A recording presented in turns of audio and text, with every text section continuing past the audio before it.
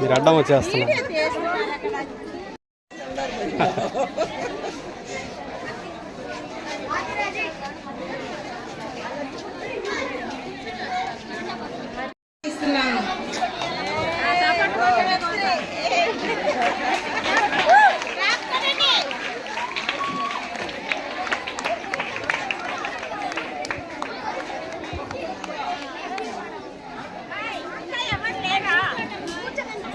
తదుపరి సభాధ్యక్షులు రావాల్సిందిగా కోరుచున్నాము.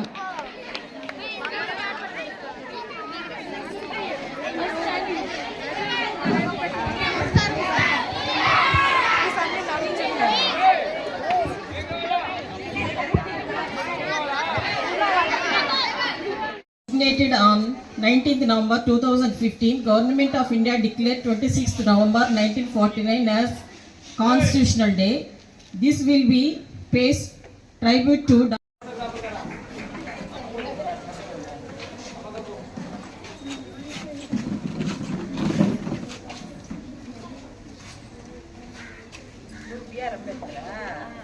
అధ్యక్ష. అందులో భాగంగా నిరుద్యోగులకు ఐటీ కంపెనీలను తెప్పించాం అధ్యక్ష.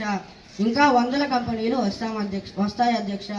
ఇంతకు ముందు సాఫ్ట్వేర్ ఉద్యోగాలకు ఇతర రాష్ట్రాలైన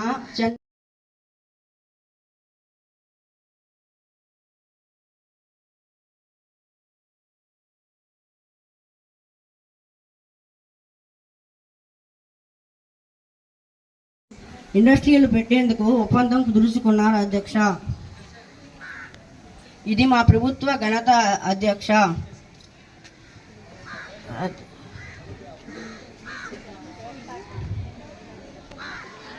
మన ఆంధ్రప్రదేశ్కి 972 కిలోమీటర్ల పొడవున కోస్తా ప్రాంతం ఉంది అధ్యక్ష. ఆ ప్రాంతంలోనే పోర్ట్లను డెవలప్ చేసి ఆ రాష్ట్ర ఆదాయ వనరులను పెంచేదానికి ప్రయత్నిస్తున్నాం అధ్యక్ష. రాబోయే 7-8 సంవత్సరాల్లో ఈ కార్యక్రమాన్ని కూడా పూర్తి చేసి ఆంధ్రప్రదేశ్ను ప్రపంచంలోనే నెంబర్ 1గా తీర్చిదిద్దుతాం అధ్యక్ష. కాలుష్య నివారణ అవగాహనకు ప్రతి 3వ శనివారం స్వర్ణాంధ్ర స్వచ్ఛాంధ్ర పేరిట చెట్లు నాటించడం, కాలుష్య నివారణ అవగాహన కార్యక్రమాలను చేపడుతున్నాం. ప్రభుత్వంలో 4,000గా మార్చాం అధ్యక్ష. ఇంతేకాకుండా రాబోయే రోజుల్లో ఇంకా అద్భుతమైన కార్యక్రమాలు చేపడతామని ఈ సభా సాక్షిగా ప్రమాణం చేస్తున్నాను. ఈ అవకాశం ఇచ్చినందుకు ధన్యవాదములు. జై స్వర్ణ భారత్, జై స్వర్ణ ఆంధ్రప్రదేశ్. గౌరవనీయులైన సభాపతి గారికి నమస్కారం. అధ్యక్ష, ఈ ప్రభుత్వం వచ్చి 2 సంవత్సరాలు కావస్తుంది. రాజధాని విషయంలో ఎటువంటి భూసేకరణ విషయానికి వస్తే, రాజధాని రింగ్ రోడ్ల విషయంలో కొన్ని ఇబ్బందులు ఉన్న కారణంగా దాన్ని విస్తీర్ణం పెంచడం జరుగుతూ ఉంది. ఇంకా ప్రతిపక్ష సభ్యులు మాట్లాడే విధంగా మేము విజయవాడ చేశాము. తెలుస్తాయి అధ్యక్ష.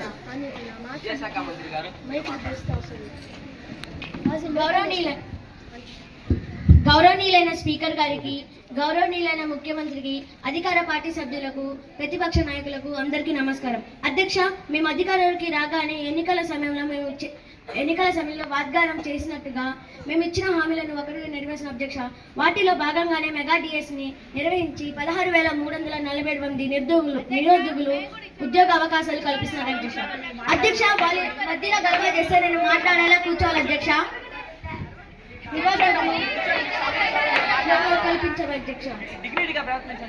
గత ప్రభుత్వం ప్రతి సంవత్సరం డిఎస్సి నిర్వహిస్తామని, జాబ్ క్యాలెండర్స్ ఏర్పాటు చేసి నిరుద్యోగులకు ఉద్యోగ అవకాశాలు కల్పిస్తామని ఆశలు పెట్టి చివరి వరకు నిరాశ మిగిలింది అధ్యక్ష.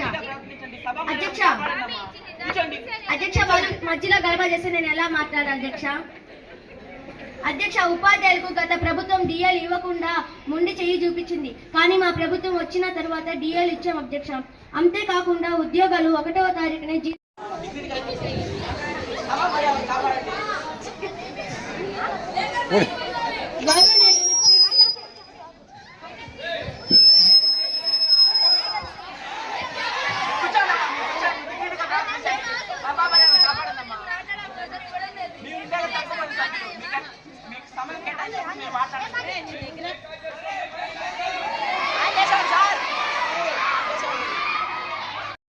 వాటిలో నిత్య అవసరాలైన పాలు పెరుగు లాంటి వాటి మీద జీఎస్టీ 5% తగ్గించబడినది అధ్యక్ష. దీని వలన గ్రామీణ పాలు ఉత్పత్తిదారులకు ప్రయోజనం చేకూరింది అధ్యక్ష. ఆటోమొబైల్స్ మీద 28% నుండి 18% వరకు తగ్గించబడినది అధ్యక్ష. దీని వలన రైతులకు ట్రాక్టర్ల స్ప్రేర్ పార్ట్స్ రేట్లు తగ్గడం వలన లబ్ధి చేకూరినది అధ్యక్ష. ఎలక్ట్రికల్స్ మీద 28% నుండి 18% వరకు తగ్గించబడినది అధ్యక్ష. దీని వలన టీవీలు, ఫ్రిడ్జ్లు, ఏసీలు, వాషింగ్ మిషన్లు ధరలు తగ్గడం వలన దిగువ మధ్య తరగతి కుటుంబాలు జీవన ప్రమాణం మెరుగుపడుతుంది అధ్యక్ష. గారికి, గౌరవ డిప్యూటీ సీఎం గారికి, శాసనసభ సభ్యులందరికీ నమస్కారం. అధ్యక్ష, ఈ ప్రభుత్వం ఎన్నికల ముందు అనేక హామీలను ఇచ్చి అధికారంలోకి వచ్చింది. అధికారంలోకి వచ్చాక ఇచ్చిన హామీలను కొన్నింటిని తూతూ మంత్రంగా అమలు చేస్తూ కొన్నిటినైతే పూర్తిగా విస్మరించింది అధ్యక్ష. అధికారంలోకి రాగానే మహిళలకు ఉచిత బస్సు అన్నారు. అవగాహన కార్యక్రమాలను పోలీసులు మరియు అధికారుల చేత స్కూళ్లలోను కాలేజీల్లోనూ అవేర్నెస్ ప్రోగ్రాంలను